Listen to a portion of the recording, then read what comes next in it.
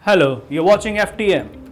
Former Apple employee Imran and Bethany Bongiorno have developed a new artificial intelligence powered wearable called Humane, which has been advertised as a potential replacement for smartphones like the iPhone.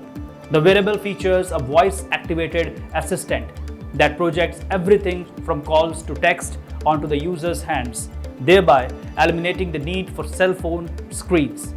At a recent TED Talk, Imran stated that the development of AI could unlock the world of possibility. But the key question was how to harness these possibilities to improve our lives. The solution, according to Imran, is Humane, which is built from the ground up for the artificial intelligence and is entirely standalone, meaning it does not require any smartphone or any other device to pair with it. That's all in FTM. Keep watching us. Please subscribe our channel and press the bell icon for more informative videos.